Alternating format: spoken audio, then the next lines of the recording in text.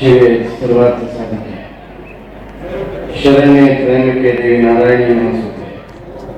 ಶರಣಾರ್ಥ ದಿನಾರ್ಥ ಪರಿತ್ರಾಣ ಪಾರಾಯಣಿ ಭಕ್ತ ವಿಷ್ಣುಪ್ರದೇ ದೇವಿ ಶಕ್ತಿರೂಪ ಸನಾತನಿ ಗುಣಾಶ್ರಯ ಗುಣಮೇ ನಾರಾಯಣಿ ನಮಸ್ತೆ.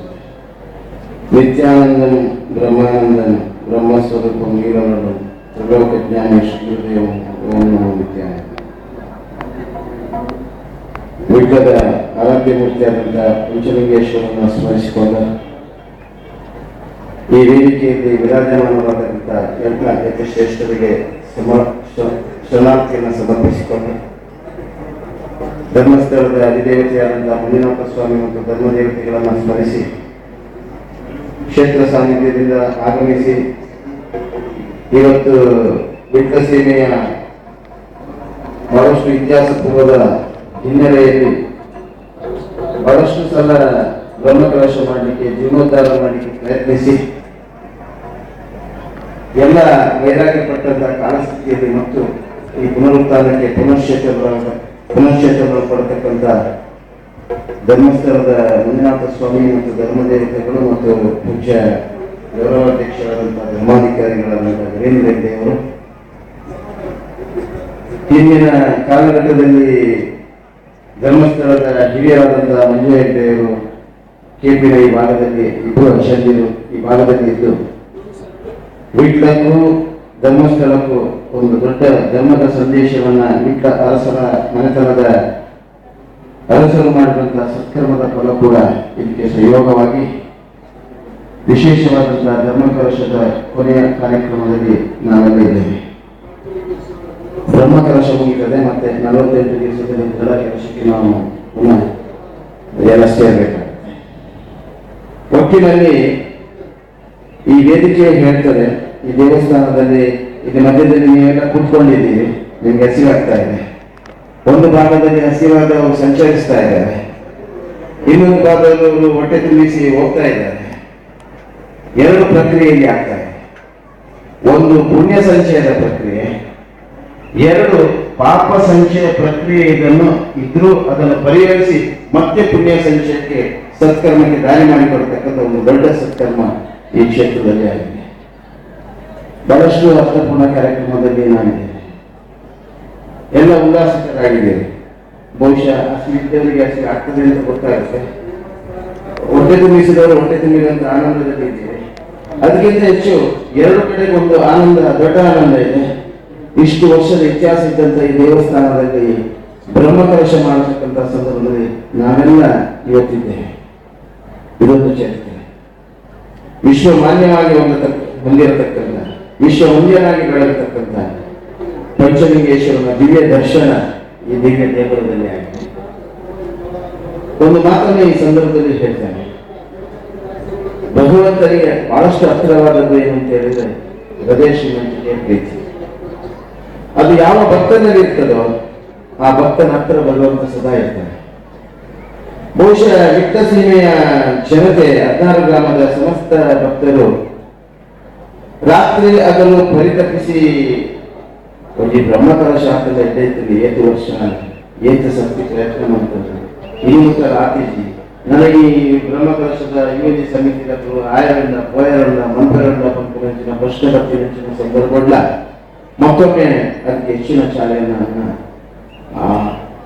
5 ಯತಿಶ್ರೇಷ್ಠರು ಮತ್ತು ಧರ್ಮಸ್ಥಳದ ಧರ್ಮ ಸಾನ್ನಿಧ್ಯ ಇವತ್ತು ಈ ಸತ್ಕರ್ಮಕ್ಕೆ ಇನ್ನಷ್ಟು ಹೆಚ್ಚಿನ ದೃಷ್ಟಿಯನ್ನು ಕೊಟ್ಟಿದೆ. ಒಂದು ವಿಚಾರವನ್ನ ಈ ಸಂದರ್ಭದಲ್ಲಿ ನಾನು ಹೇಳ್ತೇನೆ. ಇವತ್ತು ನಾವು ದೇವಸ್ಥಾನ ಕಟ್ಟಿದ್ದೇವೆ, ಎಲ್ಲ ವೈಭವವಾಗಿದೆ, ಇತಿಹಾಸ ಇದೆ ಈ ದೇವಸ್ಥಾನಕ್ಕೆ. ಇದನ್ನು ಸೂರ್ಯಚಂದ್ರರಿರುವ ಕಾಲಘಟ್ಟ ತನಕ ಇದು ಶಾಶ್ವತವಾಗಿ ಉಳಿಯುವಂಥದ್ದು. ನಾವೇನು ಮಾಡಿದ್ರು ನಿಮಿತ್ತ, ನಾವೆಲ್ಲ ನಶ್ವರರು. ನಾವು ಎಷ್ಟು ವರ್ಷ ಬದುಕ್ತೇವೆ ಅಂತ ಇಲ್ಲಿ ಯಾರಿಗಿದ್ದವರಿಗೆ ಗೊತ್ತಿಲ್ಲ, ಈಗ ಯಾರಿಗೆ ಏನಾಗ್ತದೆ ಅಂತ ಗೊತ್ತಿಲ್ಲ, ಮುಂದೆ ಏನಾಗಬಹುದು ಅಂತ ಗೊತ್ತಿಲ್ಲ. ಈ ಸಾವು ಅನ್ನೋದು ಬೆಂಬತ್ತುತ್ತಾ ಇರ್ತದೆ ಮನುಷ್ಯನ. ಹಾಗೆ ನಾನು ಒಬ್ಬ ಸಾಮಾನ್ಯನಾಗಿ, ಒಬ್ಬ ಭಗವಂತನ ಸೇವಕನಾಗಿ, ಭಕ್ತರ ಸೇವಕನಾಗಿ ನಾನು ಸೇವೆ ಮಾಡಿದ್ದೇವೆ ಹೊರತು ನಮ್ಮ ಜೀರ್ಣೋದ್ಧಾರ ಸಮಿತಿಯವರು ಅಷ್ಟೇ.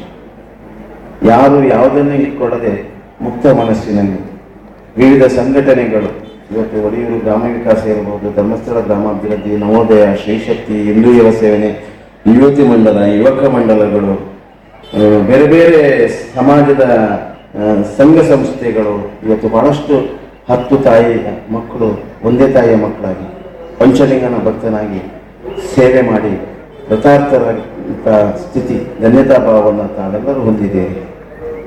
ಆದರೆ ಒಂದು ಮಾತನ್ನು ಹೇಳ್ತಾ ಇದ್ದೇನೆ, ಇನ್ನು ಮುಂದಿನ ದಿವಸಗಳಲ್ಲಿ ಈ ದೇವಸ್ಥಾನವನ್ನು ಉಳಿಸುವಂಥ ಬೆಳೆಸುವಂಥ ಜವಾಬ್ದಾರಿ ಕೂಡ ನಮ್ಮಲ್ಲಿದೆ. ಆದಷ್ಟು ಶುಚಿತ್ವ, ಶಿಸ್ತು, ಸಂಯಮಕ್ಕೆ ಬಹಳಷ್ಟು ತಾವು ಗಮನ ಹರಿಸಬೇಕು. ಇವತ್ತು ದೇವಸ್ಥಾನಕ್ಕೆ ಆ ದ್ವಾರಪಾಲಕರ ತನಕ ಪ್ರವೇಶ ಮಾಡಿ ದೇವರ ದರ್ಶನ ಮಾಡಲಿಕ್ಕೆ ಅವಕಾಶ ಆಗಿದೆ. ಬಹುಶಃ ತಂತ್ರಿಗಳಲ್ಲಿ ಧರ್ಮಸ್ಥಳ ಹೆಗ್ಡೆಯವರ ಇದ್ದುಕೊಂಡು ಆ ತೀರ್ಮಾನಕ್ಕೆ ತಂತ್ರಿಯವರು ತೀರ್ಮಾನ ಕೊಟ್ಟ ತಂತ್ರಿಯವರೇ, ನಾವು ಯಾರು ತಂತ್ರಿಯವರಿಗೆ ಒತ್ತಡ ಹಾಕಲಿಲ್ಲ. ಅವರು ಆ ಭಕ್ತರು ಇಷ್ಟು ಕಷ್ಟಪಟ್ಟ ಭಕ್ತರೆಲ್ಲ ಈ ಸೇವೆ ಮಾಡ್ತಾ ಇರತಕ್ಕಂಥ ಈ ಪರಿಸ್ಥಿತಿಯಲ್ಲಿ ದೇವರ ದರ್ಶನವನ್ನು, ಪೂರ್ಣ ದರ್ಶನವನ್ನು ಹತ್ತಿರದಲ್ಲಿ ಪಡಿಬೇಕು, ಎಲ್ಲ ಕಡೆ ಇದೆ ಅನ್ನುವಂಥ ರೀತಿಯಲ್ಲಿ ಅದನ್ನು ಮಾಡುವಂಥ ವ್ಯವಸ್ಥೆ ಆಗಿದೆ. ಆದರೆ ಅದರ ಆಚಾರಕ್ಕೆ, ಅಲ್ಲಿಯ ವಿಚಾರಕ್ಕೆ ಮತ್ತು ಶುಚಿತ್ವಕ್ಕೆ ಯಾವುದೇ ಕೊರತೆ ಆಗದ ರೀತಿಯಲ್ಲಿ ಅದು ಪೂಜೆಯ ಸಮಯದಲ್ಲಿರ್ಬೋದು, ನೈವೇದ್ಯದ ಸಮಯದಲ್ಲಿರ್ಬೋದು, ಅದಕ್ಕೆ ಅವಧಿಯನ್ನು ಇಟ್ಟುಕೊಂಡು ದೇವರ ದರ್ಶನ ಮಾಡಲಿಕ್ಕೆ ಎಲ್ಲರಿಗೂ ಒಂದು ಅವಕಾಶವನ್ನು ಕಲ್ಪಿಸುವಂಥ ಯೋಚನೆ ಆಗಿದೆ. ಮುಂದಿನ ದಿವಸಗಳು ಜಾತ್ರೆ ಕಳೆದ ನಂತರ ಅಲ್ಲಿವರೆಗೆ ಹೋಗಲಿಕ್ಕೆ ಅವಕಾಶ ಖಂಡಿತ ಇದೆ. ಇನ್ನೊಂದು ವಿಚಾರ, ಈ ವಿಟ್ಲ ಸೀಮೆಯ ಅರಸರು ತಮಗೆಲ್ಲರಿಗೆ ಗೊತ್ತಿದೆ, ಅರಮನೆಯವರು ಎಷ್ಟು ಸಜ್ಜನರು, ಎಷ್ಟು ಸಾತ್ವಿಕರು, ಎಷ್ಟು ಜನರೊಟ್ಟಿಗೆ ಎಷ್ಟು ಒಂದು ಸಾಮಾನ್ಯ ರೀತಿಯಲ್ಲಿ ಇರುವವರು. ಅವರ ಅಷ್ಟ ಗಂಭೀರತೆಯನ್ನ ಇಲ್ಲದೆ ಒಬ್ಬರು ಸರಳ ಸಜ್ಜನಿಕೆಯ ನೆಲೆಯಲ್ಲಿ ಅರಮನೆ ಮನೆ ಇವತ್ತಿದೆ. ನಮ್ಮ ಚಿಂತನೆ, ನಮ್ಮ ಕಲ್ಪನೆ ಅದು ಕೂಡ ಇದೆ. ಮುಂದಿನ ದಿವಸಗಳಲ್ಲಿ ಪಂಚಲಿಂಗೇಶ್ವರ, ಉಳ್ಳಾಲ್ತಿ, ಆ ಧರ್ಮಸ್ಥಳದ ಮಂಜುನಾಥ ಅನುಗ್ರಹ ಮಾಡಿದರೆ ಆ ಅರಮನೆಯನ್ನು ಕೂಡ ಒಂದು ಒಳ್ಳೆ ರೀತಿಯ ಚಿಂತನೆಯಲ್ಲಿ ಆ ಅರಮನೆಯನ್ನು ಕೂಡ ನವೀಕರಣಗೊಳಿಸಿ ಶೋಭಾಯಮಾನವಾಗಿ ಆ ಅರಮನೆ ಇರಬೇಕು ಅನ್ನುವಂಥ ಒಂದು ಸಂಕಲ್ಪ ಕೂಡ ಇದೆ. ಆ ಸ್ವಾಮಿ ಅದನ್ನು ನೆರವೇರಿಸಬೇಕು ಅಂತ ಈ ಸಂದರ್ಭದಲ್ಲಿ ಪ್ರಾರ್ಥಿಸ್ತಾ ಇದ್ದೇನೆ. ಮತ್ತು ಇವತ್ತಿನವರೆಗೆ ದುಡಿದಂಥ ಕಾರ್ಯಕರ್ತರು ಎಲ್ಲರೂ ಬಹಳಷ್ಟು ಸಮರ್ಪಣಾ ಭಾವದಲ್ಲಿ, ಯಾರಿಗೂ ಹೇಳಲಿಕ್ಕಿಲ್ಲ, ಅವರವರ ಭಾಗದಲ್ಲಿ ಅವರವರು ಜವಾಬ್ದಾರಿಯುತವಾಗಿ ಕಾರ್ಯನಿರ್ವಹಿಸಿದ್ದಾರೆ. ವಿಶೇಷವಾಗಿ ನಾನು ಧರ್ಮಸ್ಥಳದ ಗ್ರಾಮಾಭಿವೃದ್ಧಿ ಯೋಜನೆಯ ಕಾರ್ಯಕರ್ತರು, ವಿಶೇಷವಾಗಿ ಸಂತರ್ಪಣೆ ಭಾಗದಲ್ಲಿ ಯುವಕ ಮಂಡಲಗಳು, ಶ್ರೀಶಕ್ತಿ, ನವೋದಯಗಳು ಬಹಳಷ್ಟು ರೀತಿಯಲ್ಲಿ ಸೇವಾ ಕೈಂಕರ್ಯ ತೊಡಗಿಕೊಂಡಿವೆ. ಉಗ್ರಾಣದ ಜವಾಬ್ದಾರಿ ಮತ್ತು ಹೊರೆಕಾಣಿಕೆಯ ನಿರ್ವಹಣೆಯಲ್ಲಿ ಒಡಿಯೂರಿನ ಗ್ರಾಮ ವಿಕಾಸದ ಎಲ್ಲ ಕಾರ್ಯಕರ್ತ ಬಂಧುಗಳು ಒಳ್ಳೆ ರೀತಿಯಲ್ಲಿ ಸಂಯಮದಲ್ಲಿ ಕಾರ್ಯಕ್ರಮಕ್ಕೆ ಕಾರ್ಯಕರ್ತರಾಗಿ ಎಲ್ಲರೂ ಸಹಕರಿಸಿದ್ದೀರಿ. ಪ್ರತ್ಯೇಕ ಹೆಸರನ್ನು ಹೇಳದೆ ಪ್ರತಿಯೊಬ್ಬರೂ ಪಂಚಲಿಂಗನ ಭಕ್ತರಾಗಿ ನಿಷ್ಕಾಮ ಭಕ್ತಿಯ ಸೇವೆಯನ್ನು ಮಾಡಿದ್ದೀರಿ. ಅಡಿಕೆಯ ಸತ್ಯಸಾಯಿ ಬಾಬಾ ಸಂಸ್ಥೆಯ ಎಲ್ಲ ಮಕ್ಕಳು ರಥಯಾತ್ರೆಯಿಂದ ಹಿಡಿದು ಇವತ್ತಿನವರೆಗೆ 13 ದಿವಸದ ನಿರಂತರ ಭಜನಾ ಕಾರ್ಯಕ್ರಮದಲ್ಲಿ ಮಕ್ಕಳು ಮತ್ತು ಅಲ್ಲಿಯ ಎಲ್ಲ ಅಧ್ಯಕ್ಷರು, ಪದಾಧಿಕಾರಿಗಳು ಬಂದು ಬಹಳಷ್ಟು ಕಾರ್ಯಕ್ರಮದಲ್ಲಿ ಭಾಗವಹಿಸಿ ಧನ್ಯತಾ ಭಾವವನ್ನು ಹೊಂದಿದೆ. ಒಟ್ಟಿನಲ್ಲಿ ವಿಟ್ಲ ಸೀಮೆಗೆ ದೊಡ್ಡ ಕೀರ್ತಿ ಇದೆ.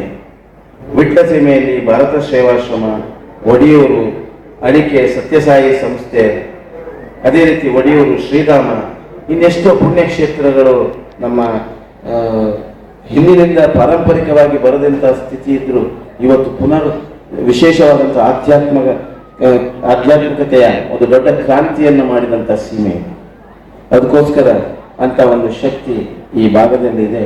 ಇದನ್ನೆಲ್ಲ ಅರ್ಥವಿಸಿಕೊಂಡು ಯಾವುದೇ ಜಾತಿ, ಮತ, ಪಂಥ ಭೇದ ಇಲ್ಲದೆ ಎಲ್ಲರೂ ಸಹಕಾರ ಕೊಟ್ಟಿದ್ದೀರಿ. ಎಲ್ಲರನ್ನ ಅನ್ಯಮತೀಯರನ್ನು ಕೂಡ ಹೊರೆಕಾಣಿಕೆಯಲ್ಲಿ ಸಮರ್ಪಣೆಯನ್ನು ಸಲ್ಲಿಸಿದ್ದಾರೆ. ಅರಸರ ಹಿರಿಯರ ಕಾಲದಿಂದ ಆ ಅನ್ಯಮತೀಯರಿಗೂ ಅವರ ಧರ್ಮಕ್ಷೇತ್ರಗಳಿಗೂ ಜಾಗೆಯನ್ನು ಕೊಟ್ಟಂತ ನೆಲೆಯಲ್ಲಿ ಅವರು ಕೂಡ ಅದನ್ನು ನೆನಪಿಸಿಕೊಂಡು ಹೊರೆಕಾಣಿಕೆಯನ್ನು ಸಮರ್ಪಿಸಿದ್ದಾರೆ. ಎಲ್ಲರಿಗೂ ನಾನು ಅಭಿವಂದನೆಯನ್ನು ಸಲ್ಲಿಸಿ ಒಡಿಯೂರು ಶ್ರೀಗಳ ಬ್ರಹ್ಮಕಲಶೋತ್ಸವ ಸಮಿತಿಯ ಗೌರವಾಧ್ಯಕ್ಷತೆಯಲ್ಲಿ 4 ಯತಿಗಳ ಮಾರ್ಗದರ್ಶನದಲ್ಲಿ ಧರ್ಮಸ್ಥಳದ ವೀರೇಂದ್ರ ಹೆಗ್ಡೆಯವರ ವಿಶೇಷವಾದಂತಹ ಮಾರ್ಗದರ್ಶನದಲ್ಲಿ ಹರ್ಷೇಂದ್ರ ಹೆಗ್ಡೆ ಅವರ ಇವತ್ತು ಈ ವೇದಿಕೆಯಲ್ಲಿ ವಿರಾಜಮಾನರಾಗಿ ಈ ಬ್ರಹ್ಮಕಲಶೋತ್ಸವಕ್ಕೆ ಹರ್ಷದ ಉಲ್ಲಾಸವನ್ನ ತಂದಿರತಕ್ಕಂಥ ಒಂದು ದೊಡ್ಡ ಕಾರ್ಯಕ್ರಮಕ್ಕೆ ಅವರು ಇವತ್ತು ಬಂದಿದ್ದಾರೆ. ಇದನ್ನೆಲ್ಲ ಅರ್ಥವಿಸಿಕೊಂಡು ಅದರಲ್ಲಿ ವಿಶೇಷವಾಗಿ ನಮ್ಮ ಬ್ರಹ್ಮಕಲಶವನ್ನು ನಿರ್ವಹಿಸಿದಂಥ ಪದ್ಮನಾಭ ತಂತ್ರಿಗಳು ಮತ್ತು ರಘುರಾಮ್ ತಂತ್ರಿಗಳು ಮತ್ತು ಈ ಕ್ಷೇತ್ರದ ಅರ್ಚಕರು ಮತ್ತು ಪರಿಚಾರಕರು ಇವರೆಲ್ಲ ಸಮರ್ಪಣಾ ಭಾವದ ಸೇವೆಯನ್ನ ಮಾಡಿದ್ದಾರೆ. ಅದರಲ್ಲಿ ವಿಶೇಷವಾಗಿ ಪದ್ಮನಾಭ ತಂತ್ರಿಗಳು ಬಹಳಷ್ಟು ಪ್ರೀತಿಯಲ್ಲಿ ಇವತ್ತಿನ ಆಚಾರ ವಿಚಾರಕ್ಕೆ ಅನುಗುಣವಾಗಿ ಒಬ್ಬ ಜನಸಾಮಾನ್ಯ ಭಕ್ತನಿಗೂ ಕೂಡ ಭಗವಂತನ ಪ್ರಸಾದದ ಅನುಕೂಲ ಆಗಬೇಕನ್ನುವಂಥ ದೃಷ್ಟಿಯಲ್ಲಿ ಎಲ್ಲ ವ್ಯವಸ್ಥೆಯನ್ನ ಇಬ್ಬರು ತಂತ್ರಿಗಳು ನೆರವೇರಿಸಿಕೊಂಡು ಬಂದಿದ್ದಾರೆ. 13 ದಿವಸದ ನಿರಂತರವಾದಂತಹ ಹರಿನಾಮ ಸಂಕೀರ್ತನೆಯಲ್ಲಿ 175ಕ್ಕೂ ಮಿಕ್ಕಿ ಭಾಗವಹಿಸಿದಂತಹ ಭಜನಾ ಮಂಡಳಿಗಳಿಗೆ ಆ ಕಾರ್ಯವನ್ನು ನಿರ್ವಹಿಸಲಿಕ್ಕೆ ಪ್ರೋತ್ಸಾಹ ಮಾಡಿದಂಥ ಎಲ್ಲ ಕಾರ್ಯಕರ್ತ ಬಂಧುಗಳಿಗೆ ನಾವು ತುಂಬು ಹೃದಯದ ಅಭಿನಂದನೆಯನ್ನು ಸಲ್ಲಿಸುವುದರ ಜೊತೆಗೆ ಭಗವಂತನು ಸೇವಾಕರ್ತರಿಗೆ ಸೇವಾ ಮನೋಭಾವದ ದೀಕ್ಷೆಯನ್ನು ಕೊಟ್ಟಂತವರಿಗೆ ಎಲ್ಲರಿಗೂ ಸಮರ್ಪಕವಾಗಿ ನಿರ್ವಹಿಸಲಿಕ್ಕೆ ಇನ್ನು ಮುಂದೆ ಕೂಡ ಈ ಭಗವತ್ ಸೇವೆಯಲ್ಲಿ ಶಕ್ತಿ ಕೊಡಲಿ ಅಂತ ಪ್ರಾರ್ಥಿಸಿಕೊಂಡು ನಾಳೆ ಇವತ್ತಿನಿಂದಲೇ ಇಲ್ಲಿ ದೇವಸ್ಥಾನದ ವರ್ಷಾವಧಿ ಯಾತ್ರೋತ್ಸವ ನಡೆಯಲಿಕ್ಕಿದೆ. 28ನೇ ತಾರೀಕಿಗೆ ರಥೋತ್ಸವದ ಕಾರ್ಯಕ್ರಮ ನಡೀತದೆ. ಎಲ್ಲ ಸಂಭ್ರಮದ ಕಾರ್ಯಕ್ರಮದಲ್ಲಿ ತಾವೆಲ್ಲರೂ ಸಂಯಮ ಚಿತ್ತದಿಂದ ಶಿಸ್ತುಬದ್ಧವಾಗಿ ಯಾವುದೇ ಗಲಾಟೆ ಗೊಂದಲ ಏನೂ ಇಲ್ಲದೆ ನಡೆಸಿಕೊಂಡು ಬಂದಿದ್ದೀವಿ. ಈ ಕೀರ್ತಿಯನ್ನ ಸೂರ್ಯಚಂದ್ರರ ಕಾಲಘಟ್ಟ ತನಕ ಉಳಿಸುವಂತಹ ಜವಾಬ್ದಾರಿಯಲ್ಲಿ ವಿಟ್ಲ ಸೀಮೆ ಬೆಳಗಲಿ ಅಂತ ನಾನು ಈ ಸಂದರ್ಭದಲ್ಲಿ ಪ್ರಾರ್ಥಿಸ್ತಾ ಇದ್ದೇನೆ.